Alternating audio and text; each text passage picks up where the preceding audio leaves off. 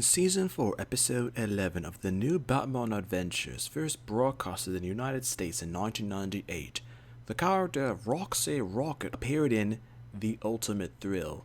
The concept of the episode is a former sportswoman decides to become a thief out of the thrill of the experience. Her crimes eventually get the attention of Batman. Roxy manages to escape from Batman due to her using a rocket which she uses as a getaway vehicle from the scene of the crime that she's causing at that particular time. Upon her escape, Batman looks into her history and finds out that though she was a superb stunt specialist, she was sacked from her job due to her increasingly reckless and dangerous attitudes towards her stunts as well as the people that worked with her.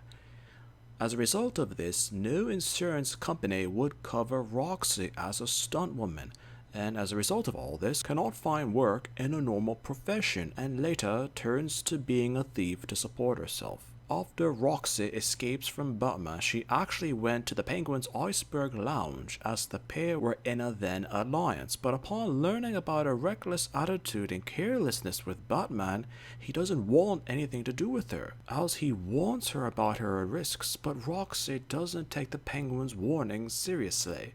Through the episode, Roxy and Batman meet once more as she escapes from him yet again. As a result of escaping from Batman for a second time, she viewed encountering him as the ultimate thrill, and the rush she gets during their encounters is something that she literally craved. Eventually, Batman tracks Roxy down to her hideout and confronts her with her increasingly dangerous behavior, and the fact that even the Penguin broke off his alliance with her due to her addiction with risk-taking.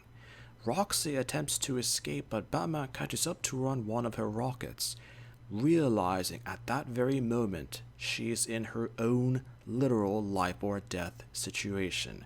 The literal ultimate thrill.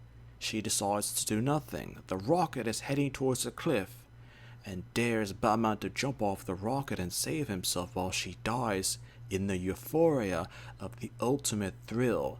But he doesn't let her die as she screams in ecstasy in the now iconic and infamous scene of their possible deaths as he saves both their lives. Once the both of them are safe, Roxy comments that she was sure that the both of them would die, as she's visibly feeling the adrenaline in her body, and she's ecstatic with the feeling. But Batman later handcuffs her as police arrive to arrest Roxy Rocket. That wasn't the end of Roxy Rocket, as she later made an appearance in Superman the Animated Series in the same year of 1998, with Season 3 Episode 2, Nighttime. After this, she had minor appearances in other DC Animated Universe comic adaptations. What's not exactly known about the character of Roxy Rocket is that many would assume that her first appearance being that of the episode The Ultimate Thrill, but her first technical appearance was in the Batman Adventures Annual Issue 1, first printed in 1994. It was a comic based off of Batman the Animated Series. Paul Dini also had comments about the character, saying that she was one of his favorite original characters created for the new Batman Adventures. Paul Dini had further comments about Roxy.